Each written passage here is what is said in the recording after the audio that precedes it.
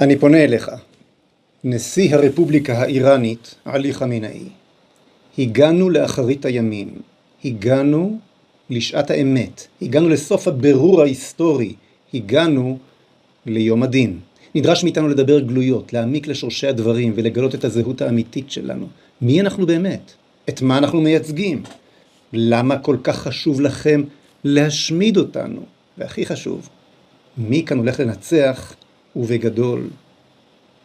הסיפור המשותף שלנו, של ישראל ושל פרס, לא מתחיל מהעידן המודרני. ההיסטוריה המשותפת שלנו מתחילה לפני יותר מ-2500 שנים. בכל שנה אנחנו, היהודים, חוגגים את חג הפורים, החג של מרדכי ואסתר, משושן, עיר הבירה העתיקה שלכם. אתם מכירים היטב את ההיסטוריה הזו. לאורך כל השנים שימרתם אותה, וגם את קברי מרדכי ואסתר אצלכם. הסיפור של חג הפורים נפתח בתיאור מלכות אחשוורוש. ויהי בימי אחשוורוש, הוא אחשוורוש, המולך מהודו ועד כוש, 27 מדינה. אחשוורוש מלככם שרת על 127 מדינות, ירשתם את האימפריה הבבלית, את השכנים העיראקים השנואים שלכם, ומלכתם על כל העולם הקדום. אבל השאלה היא, בזכות מה? מדוע נתן לכם האלוהים את הכוח הזה? זכריה הנביא מגלה לנו את התשובה. כה אמר אדוני למשיחו לקורש, אשר החזקתי בימינו לרד לפניו גויים ומותני מלכיהם אפתח. זכריה פונה לקורש, ובשם האלוהים הוא מגלה לו שכל ההצלחות והכיבושים שלו הם מאת האלוהים, והמטרה הראשית שלהם היא אחת ויחידה, ולאמור לירושלים תיבנה והיכל תיווסד. קורש נבחר על ידי ממליך המלכים, בורא העולם, לרשת את האימפריה הבבלית, כדי להחזיר את היהודים לארץ ישראל, ולבנות את בית המקדש בירושלים. אותו מקדש אשר הבבלים החריבו. ואכן, קורש מלך פרס, ממלא את יהודו בהצהרת קורש המפורסמת ומכריז. כה אמר קורש מלך פרס, כל ממלכות הארץ נתן לי השם אלוהי השמיים, והוא פקד עליי לבנות לו בית בירושלים אשר ביהודה. קורש הבין היטב ששלטונו שואב את כוחו מאלוהים, ולכן הוא מעניק רישיון לעם היהודי לחזור לארץ ישראל ולבנות את בית המקדש. אם כן, יש כאן לפנינו גילוי מדהים ראשון, הזהות האימפריאליסטית הפרסית, שהיום אתם כל כך מתרפקים עליה, נשענת למעשה על מימוש ההבטחה של קורש מלככם הקדום, להחזיר אותנו, את בני ישראל, לארצנו, ולבנות את בית המקדש. ללא היהודים וללא מקדשם, לא הייתה מלכתחילה שום אימפריה פרסית. וזהו הבירור הראשון. עכשיו חמינאי, בואו ונמשיך לבירור השני. הזהות שלכם מורכבת לא רק מלאומיות, אלא גם מדת. מסוף המאה ה-14 אימצתם את האסלאם השיעי, וגם כאן הגיע הזמן לחשוף את הסוד. חמינאי, אתה מנהיג דתי ופוליטי, איש חכם, צאצא ישיר של מוחמד, אתה יודע את האמת. והאמת היא, חמינאי, שכל היסודות החיוביים שבאסלאם לקוחים מהיהדות. האמונה באל אחד, שכר ועונש, גאולה ואחרית הימים, עולם הבא ועוד. הנצרות והאסלאם הן למעשה בנותיה הסוררות של היהדות, אשר זממו להחליף אותה. ובכן, יש לנו עכשיו את גילוי מספר 2. לא רק הזהות הלאומית שלכם נשענת עלינו, אלא גם שורשי הדת שלכם נשענים על זו שלנו, של עם ישראל. עכשיו חמינאי, בוא נמשיך הלאה אל גילוי מספר 3, אל העידן המודרני. כפי שהובטח בתורתנו הקדושה וכפי שניבאו כל הנביאים, חזרנו לארצנו אחרי 2000 שנות גלות והקמנו מדינה. אחד האויבים המרים שלנו בשנות ה-80 וה-90 היה סדאם חוסיין, שליט עיראק, וב-1981 צה"ל השמיד את הכור הגרעיני שלו. באותה העת אתם והרודן העיראקי ניהלתם מלחמה עקובה מדם, מאות אלפים מתו, מיליונים נפצעו, ברוב ייאושכם אתם שלחתם ילדים אל שדה המערכה מול עיראק. האם חשבת, חמינאי, מה היה קורה אם ישראל לא הייתה משמידה ב-1981 את הכור העיראקי ולעיראק היה נשק גרעיני? אילו ערים היו מושמדות בפטריה גרעינית עד לב השמיים בידי סדאם המטורף? ערינו או עריכם? האם סדאם היה מעז לירות על ישראל הגרעינית, או שהיה מעדיף להשמיד אויב מושבע שנלחם מולו מלחמת חורמה?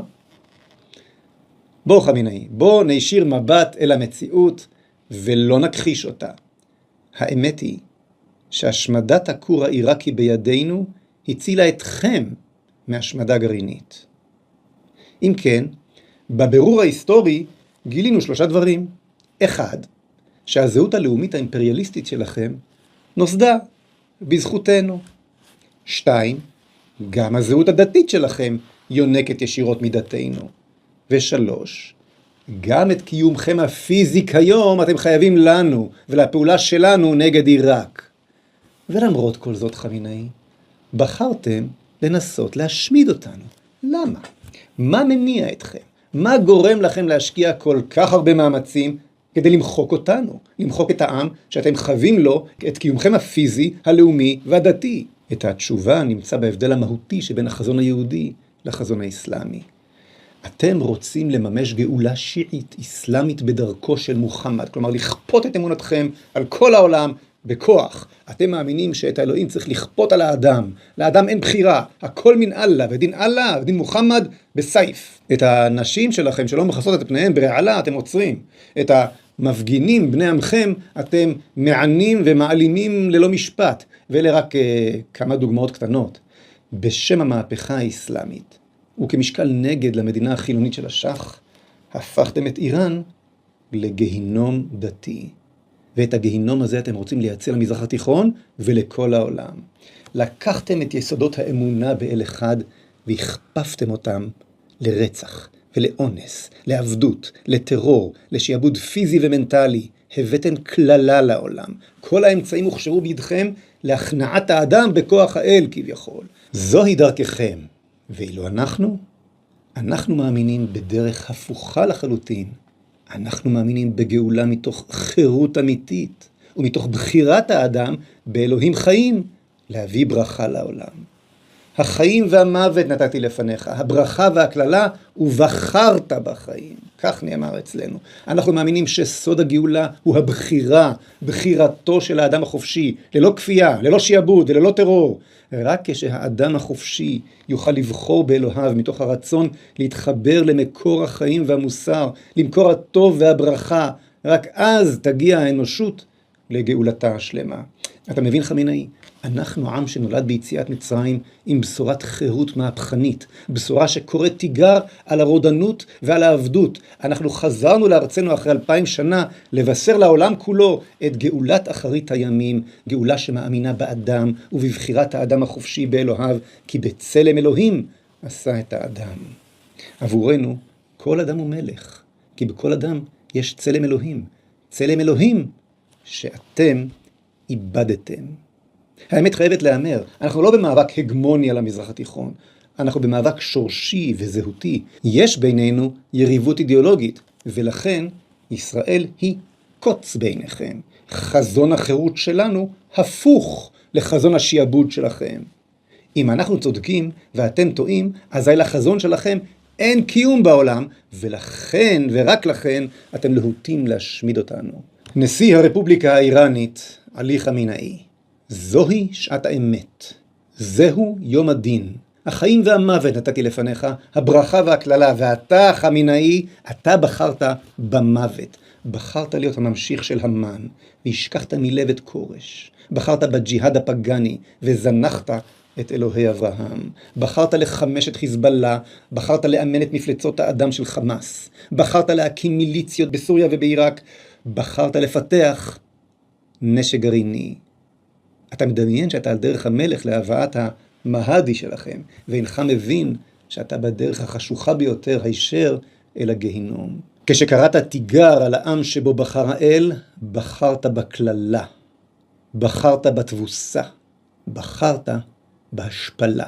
כמו אז, אם המן העמלקי בפורים, תוכנית ההשמדה שלך תחזור אליך כבומרנג. ההיסטוריה חוזרת על עצמה. מי שקם עלינו להשמידנו הוא שיושמד.